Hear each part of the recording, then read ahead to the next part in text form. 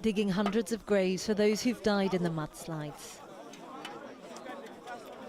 Out of respect, each person will get their own individual plot here, and they'll lie shoulder to shoulder with the Ebola victims who were buried on this site just 3 years ago. A few hours on and the coffins start to arrive, draped in the country's flag. There are so many of them that they're brought in on trucks. The coffins are paraded through the crowds as the community watches on, and then finally laid to rest and slowly lowered into the ground. The government are keen to bury the bodies as quickly as possible because they're concerned that diseases like cholera and typhoid might spread. This cemetery is many, many miles from where this disaster happened, and so the government has put on buses so the families of the victims can attend. A very good evening to you. The Spanish government had promised the independence vote in Catalonia wouldn't go ahead. But thousands of Catalans have turned out to vote on a day marred by violent clashes. Police fired rubber bullets at crowds. Catalan officials say at least 460 people have been injured. I'm here today with the South Central Ambulance Service. We started on shift at 6 a.m. We've already been to one call out. That person doesn't need emergency care, so he'll be referred on to his GP. We're now on to the next job. It's literally back to back. Probably not the best straw because I am completely uncoordinated, but as you can see behind me, Andy and Karen are having a ballroom/cha-cha-cha lesson here. They're doing pretty well, I have to say, and this study today showing that it's best to be confident on the dance floor. Perhaps the dad dancing not doing us any favours. Pétanque is a sport that's so typically French. But as a divided nation heads to the polls, some have suggested that parts of the country could be losing their Frenchness. High levels of unemployment mean that many youngsters, like Anthony Marchex, have had to go abroad to find work. The economy actually is really bad. Now we've got some breaking news to bring you, and police forensics teams are at a property in West London. That of course follows the arrest of a 21-year-old man about midnight, and the Parsons Green terror attack of course happened on Friday. Let's get more on this now from our reporter Dan Whitehead, who's there. Dan, what can you tell us?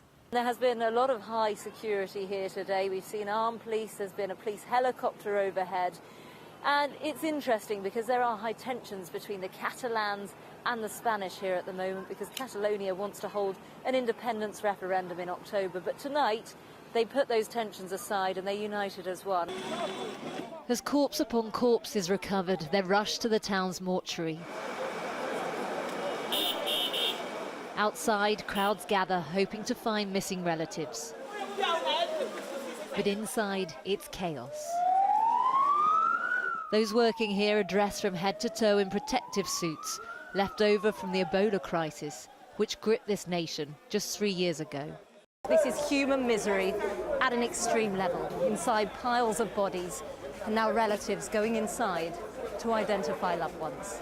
It doesn't officially get underway until tomorrow, but already the Conservative Party conference is being overshadowed by Brexit and infighting among ministers. Theresa May arrived in Manchester under renewed pressure from her Foreign Secretary Boris Johnson, who set out his own red lines on Britain's departure from the European Union. In 3 weeks' time, Germany heads to the polls. At the moment, this lady, Angela Merkel, is the firm favourite, but she's now been in office for 12 years. And with her stance on immigration, many people across Germany feel it's time for change. This is the third rescue in as many hours. Men and women attempting to illegally enter Spain. They're cold, petrified, but relieved. Using inflatable dinghies, they've made the journey from Africa.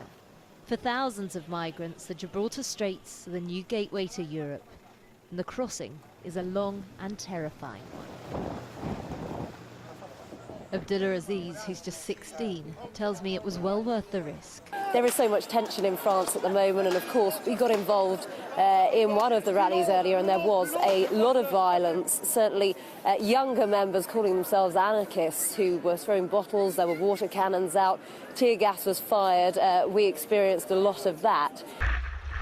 But even now at 71, Gwyn is still at it, surfing most days at beaches across Cornwall. What is it like when you surf? Why is it so good? You go for the wave, catch it, and then as soon as you're on top of it, you're sort of floating right across it. It's like walking on water. It's lovely. My willing victim who's hungry and ready for pretty breakfast. willing, to be fair. It didn't take much arm twisting. Come on, sit and eat some bacon. Yeah, OK, no problem. Unfortunately for you, there's no baps to go with it.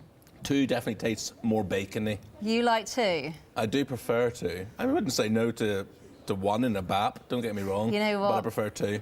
You're right. That's the proper normal bacon. and the naked bacon is number 1. Sorry, naked bacon.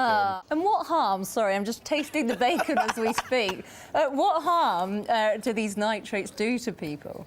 Well, it's pretty amazing to see these whales lying side by side. They're absolutely huge. We're talking about 50 foot long. Some of them have a bit of damage on them, and it will now take a couple of days before they can be removed from this beach.